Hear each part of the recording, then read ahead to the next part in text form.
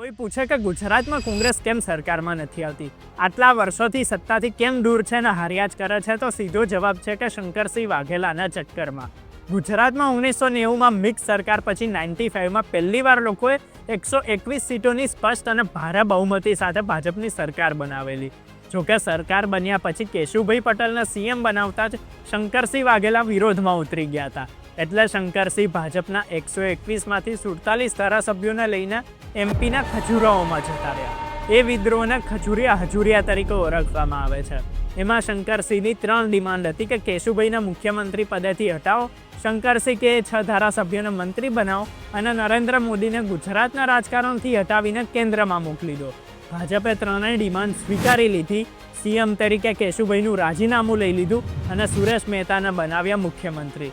એટલે શંકરસિંહ વાઘેલા 47 ધારાસભ્યોને લઈને પાછા આવી ગયા. જોકે શંકરસિંહ તોય અસંતોષમાં જ હતા. સુરેશ મહેતાની સરકાર સામે શંકરસિંહ અવિશ્વાસનો પ્રસ્તાવ લાવ્યા અને સરકાર પડી ગઈ. પછી શંકરસિંહ એમના જૂથના 47 ધારાસભ્યો સાથે મળીને રાષ્ટ્રીય જનતા પાર્ટી એટલે કે રાજપા બનાવી. મૂળ શંકરસિંહને ગુજરાતના મુખ્યમંત્રી બનવું હતું. પોતાની જોડે 47 ધારાસભ્યો હતા, કોંગ્રેસ જોડે 45 ધારાસભ્યો હતા. ત્યારે કોંગ્રેસનો ટેકો લઈને શંકરસિંહ વાઘેલા મુખ્યમંત્રી બની ગયા. પછી શંકરસિંહને ટેકો આપવા મામલે કોંગ્રેસમાં ઘણા વિવાદ હતા. કોંગ્રેસના ધારાસભ્યો અને નેતાઓના વિરોધને લીધે શંકરસિંહે પણ સીએમ પદ પરથી રાજીનામું આપવું પડ્યું અને દિલીપ પરીખને મુખ્યમંત્રી બનાવ્યા. તોય છેલ્લે 1998માં કોંગ્રેસે ટેકો પાછો ખેંચી લેતા સરકાર પડી ગઈ. 3 વર્ષ ચાલેલી સરકારમાં 4 વખત સીએમ બદલાયા અને અંતે 1998માં ફરીથી ઇલેક્શન થયું.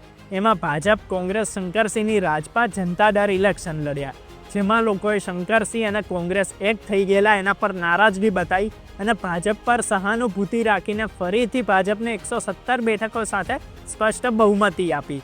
કોંગ્રેસને 53 સીટ આવી તો શંકરસિંહની રાજપાને સાવ 4 જ સીટો આવી અને જનતા દળને 4 સીટ આવી. આમ લોકોએ કોંગ્રેસને હરાવી દીધી, શંકરસિંહની રાજપાને નકારી દીધી અને ભાજપના વોટ અકબંધ રહ્યા. એ ઘડી અને સમય ત્યારથી આજ દિન સુધી સતત ભાજપની બહુમતીથી બનતી આવેલી સરકાર પોતાની ટર્મ પૂરી કરે છે અને ભાજપ જીતતી રહે છે. ગુજરાતમાં એ દિવસ પછી કોંગ્રેસ ક્યારેય સત્તામાં નથી આવી. આમ જોઈએ તો ગુજરાતમાં કોંગ્રેસ 1990થી 51 વખત બહુમતીમાં નથી આવી અને 98માં છેલ્લે શંકરસિંહની પાર્ટી સાથે ગઠબંધનમાં સરકારમાં હતી. એટલે 98થી એ ટોટલી સત્તાથી દૂર છે. એમાં પણ 2022માં તો વિપક્ષમાં રહેવા લાયક સીટોય ના આવી. 182માંથી 17 જ સીટો જીતીને એમાંથી એ 4 ધારાસભ્યો તો ભાજપમાં જતા રહ્યા. હવે આ પરિસ્થિતિ, કોંગ્રેસનો આટલો મોટો વનવાસ, એ બધા પાછળનું કારણ બહુ સિમ્પલ છે કે શંકરસિંહની સાથે કોંગ્રેસે 1996-97માં સરકાર કેમ બનાવી. જ્યારે 1995માં ભાજપને પહેલી વાર બહુમતી મળી અને સરકાર બનાવી, કેશુભાઈને સીએમ બનાવ્યા, ત્યારે કોંગ્રેસે શાંતિથી વિપક્ષમાં જ બેસી રહેવાનું હતું. કારણ કે ભાજપમાં સીએમ બનવા માટે એકલા શંકરસિંહ નહીં, બીજા કેટલાય નેતાઓના અંદરથી ઈચ્છા હતી અને કેશુભાઈની સરકારમાં બેઠા બેઠા ડખો કરતા જ હતા. કેશુભાઈની જાતિવાદી છાપ પણ ઊભી કરી દીધેલી એ લોકોએ, તો વર્ષોથી વિરોધની જ આદત હતી. સત્તા ચલાવવાનો ભાજપના લોકોનો અનુભવ જ નહોતો, એટલે સરકારની કામગીરીમાં કંઈ ભલીવાર પણ નહોતો જ દેખાવાનો. કુશાસન અને અધિકારી રાજ જ દેખાતું હતું. લોકોએ જે આશા અપેક્ષા સાથે ભાજપના સત્તા સોંપેલી એમાં એ ખરી ઉતરી શકે એમ હતું જ નહીં. એ સમયે કેન્દ્રમાં પણ ભાજપની જ સરકાર હતી, એટલે મોંઘવારી, ગુંડાગીરી જેવા દરેક મુદ્દે સરકારની નિષ્ફળતા દેખીતી જ હતી. એટલે સમય જતાં અંદરના વિવાદો વધી જાય, એમાં કેશુભાઈના નેતૃત્વમાં ભાજપની સરકાર પડી જાય કે પછી ટર્મ પૂરી થાય એટલે લોકો કંટાળીને કોંગ્રેસને ફરીથી સત્તામાં લઈ આવે, એની શક્યતા વધારે હતી.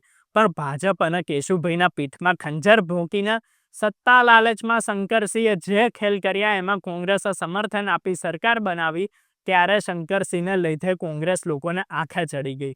લોકોને એમ થયું કે અમે ચાન્સ ભાજપને આપ્યો, પણ ભાજપને તો સત્તા ચલાવવાનો ચાન્સ જ ના મળ્યો. એટલે સહાનુભૂતિમાં ભાજપને ફરી બહુમતી સાથે 117 સીટો આપી અને શંકરસિંહની પાર્ટીને પ્રજાએ સાવ 4 સીટ આપીને પિક્ચર જ પૂરું કરી લીધું. તોય એક ભૂલ કરીને કોંગ્રેસ ના અટકી અને જે શંકરસિંહને લીધે કોંગ્રેસે ભોગવવાનું આવ્યું, જે શંકરસિંહ માટે એ સમયે લોકોને નફરત હતી, એમની પાર્ટી રાજપાને સાવ ઝાકારો આપીને પબ્લિકે પૂરી કરી દીધેલી, એ શંકરસિંહને કોંગ્રેસે પોતાની પાર્ટીમાં આશરો આપ્યો. જોકે શંકરસિંહને કોંગ્રેસના નેતાઓએ ક્યારેય અપનાવ્યા નહીં. એ પણ પાર્ટી લાઈન, શિસ્ત કે સિસ્ટમના ગાંઠિયા વગર પોતાની અલગ જ રાજનીતિક દુકાન ચલાવતા. જેના લીધે કોંગ્રેસમાં અંદર જૂથવાદ જ રહ્યા કરતો.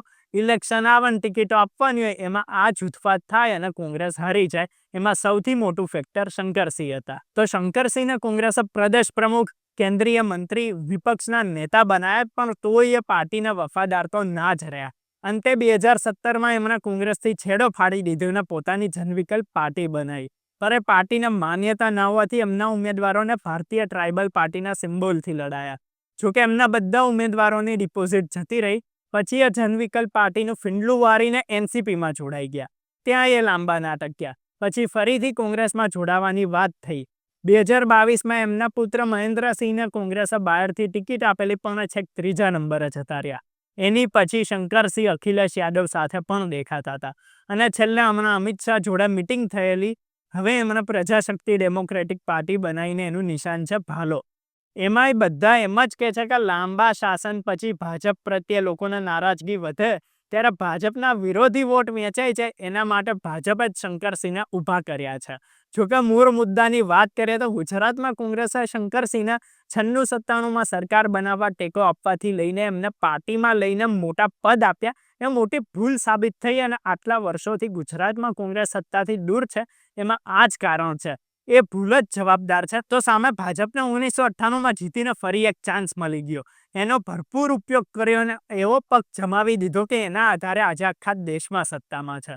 તો આવા જ વિડીયોઝ જોતા રહેવા માટે અમારી ચેનલ અર્બન ગુજરાતીને સબસ્ક્રાઇબ કરો, ફોલો કરો.